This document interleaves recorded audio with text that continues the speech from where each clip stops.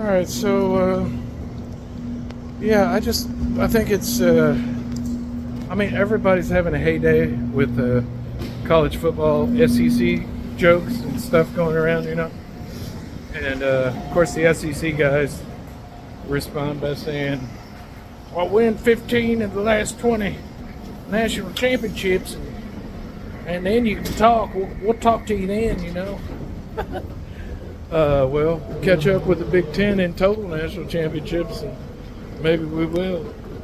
Ultimately, without the last 25 years, SEC wouldn't even be in the ballpark with the Big Ten, and that's a fact.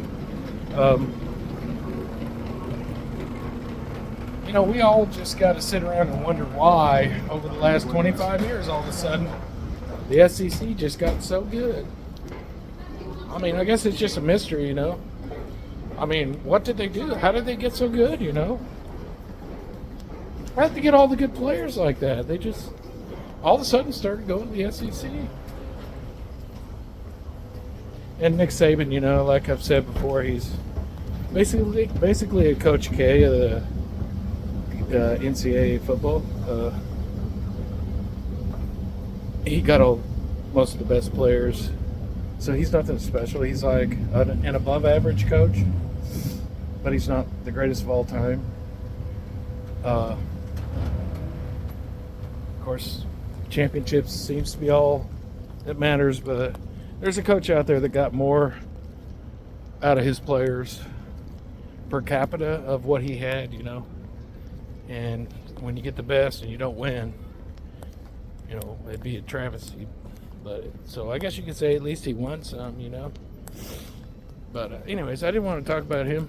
I want to talk about Texas's loss and how everybody in the SEC country, all little YouTube channels, it came down to one play, or it came down to 3 plays.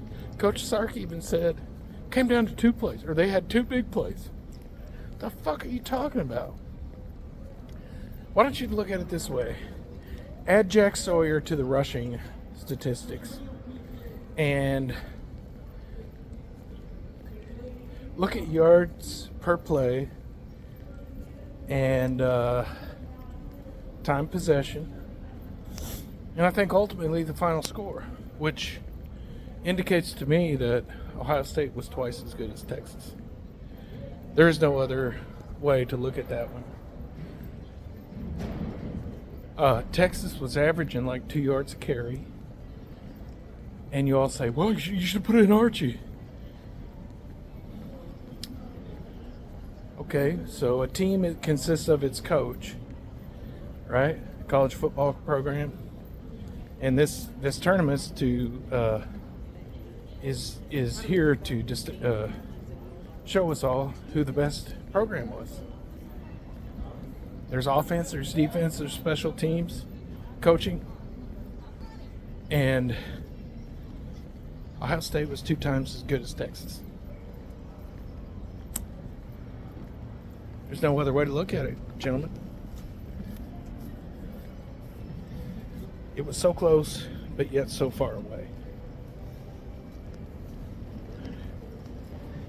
It's crazy. It's crazy because they're actually saying it came down to 1, 2, or 3 plays.